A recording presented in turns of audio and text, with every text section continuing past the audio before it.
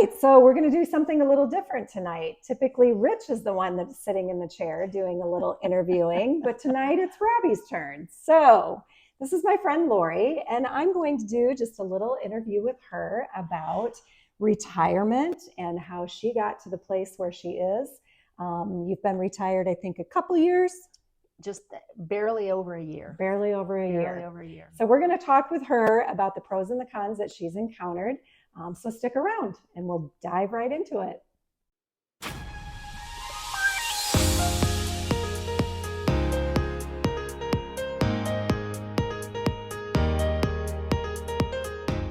Welcome back to another episode of our interviews that Rich and I have been doing with people that have retired.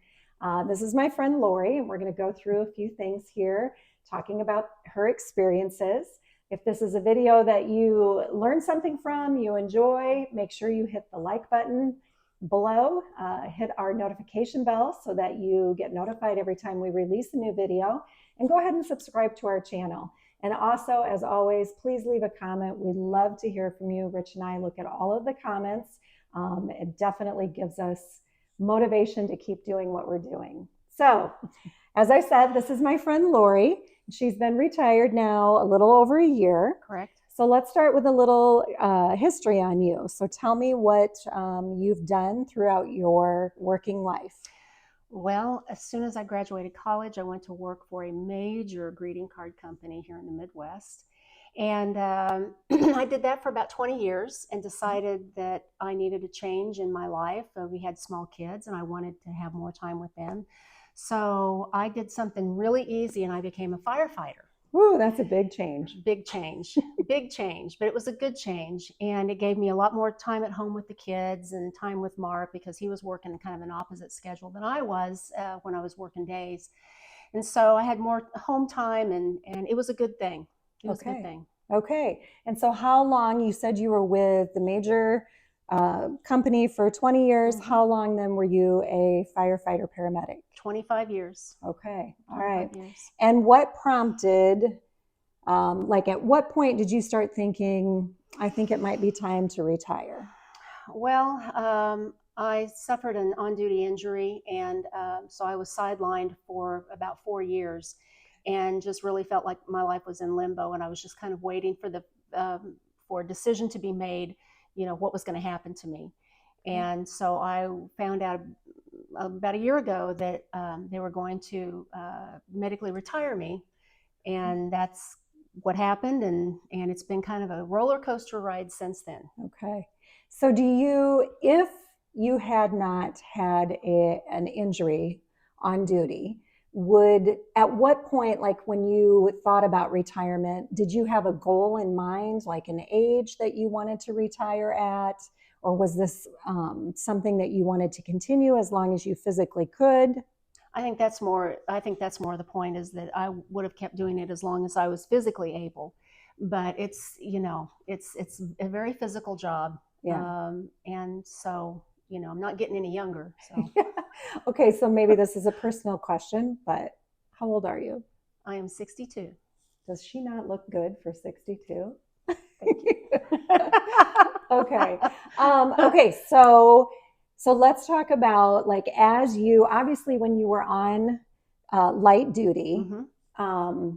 You were doing different things than what you normally did. Correct. So in that time period, were you thinking ahead to, is this what retirement's going to be like? I wonder what retirement's going to be like. I mean, were you starting to think through? It's one of those things that I kind of want to know what I'm doing today and tomorrow and next week. And you're a planner. And, I want that security. And at that point, I really didn't know what I was going to be doing. And that was the hard part. So I was really ready for some finality and a decision to be made. Mm-hmm. And then once I got the nod that I was to be retired, then I could kind of think about what the next few months were going to bring and what the next year was going to bring and where we were going to be.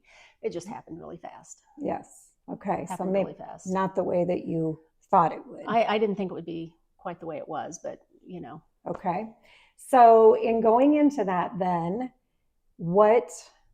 talk to me about what it's been like. Do you like retirement? Do you not like retirement? So far it's been kind of nice. I can get up when I want, and if it's snowing and 10 below zero, I know I can just roll over and go back to sleep. I don't have to go out and go to work. We have a very leisurely morning, usually is kind of how it goes. And here this past year has been a real roller coaster. There's been a lot going on that we hadn't really planned on, but there is structure about every day right now. Okay. So I don't go out fishing like Mark does. I go out with him, and while we putt around the lake, I like that, and I read. But yeah, so I'm excited to see where the next few months are going to take me, and hopefully get squared away so that by the time next spring rolls around and this lake season comes around, I'll have more leisurely time. Okay. Okay. Is there anything that has disappointed you about it? No, not at all. Okay. I mean, it's nice. Mark and I spend a lot of time together, and we're each other's best friends, and we like spending the time together. So okay, it's been nice most of the time. And we have two golden retrievers, big hairy beasties, and so we spend time. We take them out to the park, and we walk around with them, and we're just trying to do some new things that we really haven't had the time to do before. Okay, so you talked a little bit about how Mark, your husband, and you get to spend more time together now in retirement, and that you do a lot of fun things together. But in the social aspect of it, I guess, like you individually, what are you doing alone? Are you finding that you're bored? Are you busy? What are you doing for you?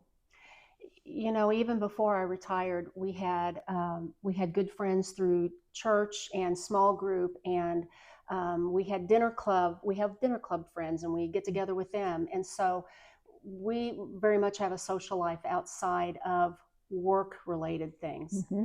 And so, I have girlfriends, and we go shopping together, or we get together and have breakfast, lunch.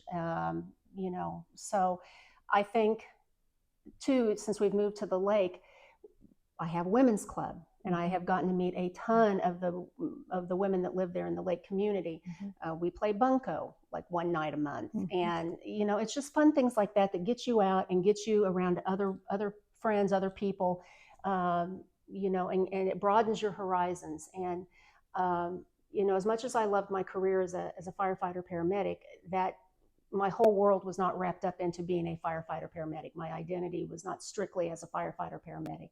And I think that's easier for women because we multitask and we wear a lot of different hats. Right. Yeah. So, and that's something that's good to hear you say that, because I do think a lot of people do put a lot of their identity mm-hmm. in their profession. And then when they make that transition to retirement, oftentimes it can be more of a struggle for them. Absolutely. Yeah. So it's good to have all of that socialization thing, all of those things going on ahead of time. Absolutely. For sure. Absolutely. Financially, now we don't have to get into any numbers or anything, but do you feel like there's been a dramatic change to your lifestyle? Are you doing anything different that you maybe weren't doing prior to retirement? Not at this point. Since with the move and trying to get settled, we're trying to get acclimated to this new house and get everything done that needs to be done to the house. But after that, I'm not even really concerned about that so much.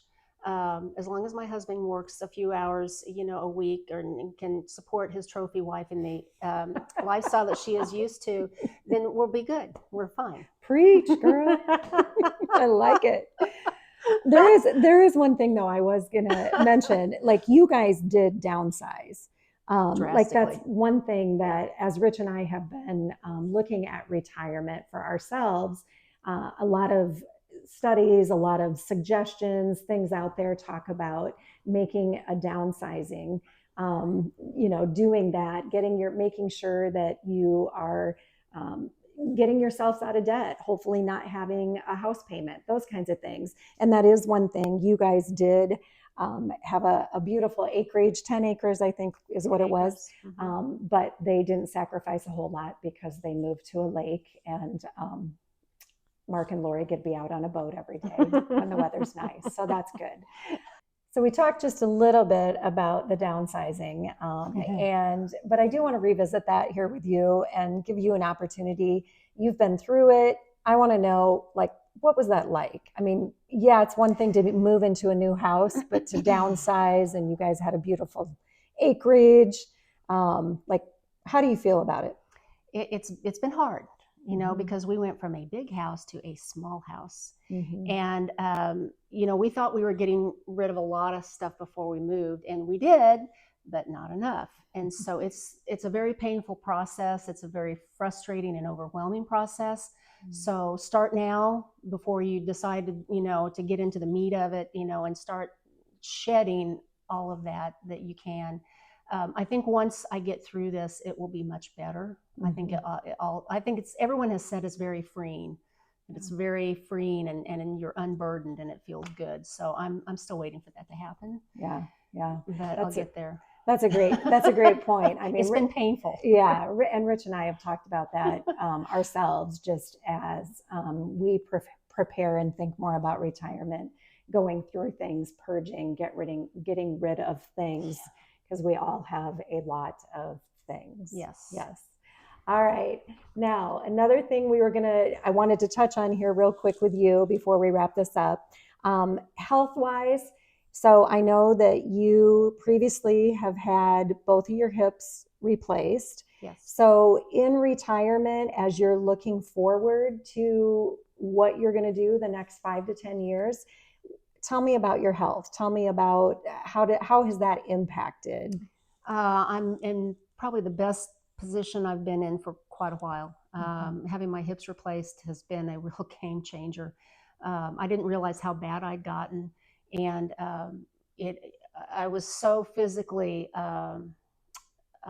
hindered, right? And then having both my hips done has really brought it full circle. It's like I feel good. I dropped a lot of weight in order to do this second hip replacement, and I feel the best I've felt in years. And so going forward, we go out and take the dogs for a walk, and I'm hoping to kind of get more into pickleball.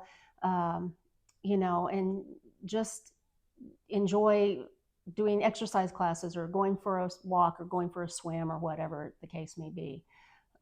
So I'm looking forward to having some good retirement years. So really going towards the years coming up here, you're actually in a better place than you were even 5 years ago. Yeah. That's awesome. That's absolutely great. Good. Loving it. Good. All right. So one last question. What would be the advice that you would give to anyone out there who is thinking about retirement? I'd say get your financial ducks in an order, and pay off as much as you can, so that you can live relatively debt-free. And then plan to do the things that you really want to do, things that you've been putting off. Life is short, and you need to take advantage of those golden years and the things that you want to do. Right. Excellent advice. I love it. All right. Well, thank you, Lori, for being a part of this and letting me sit down and talk to you about this. If you do follow our channel, if you haven't seen the episode, Rich actually did interview Lori's husband, Mark, and that was very eye-opening. So I'll put the link right up here for you, and you can definitely go and watch that interview. And then I think possibly our next episode, we are going to sit down with Mark and Lori as a couple, Rich and I are, and talk to them as a couple about retirement and see where that takes us. So as always, if you have any comments, feel free to leave those for us. Rich and I love to read through those. Thanks for watching. God bless.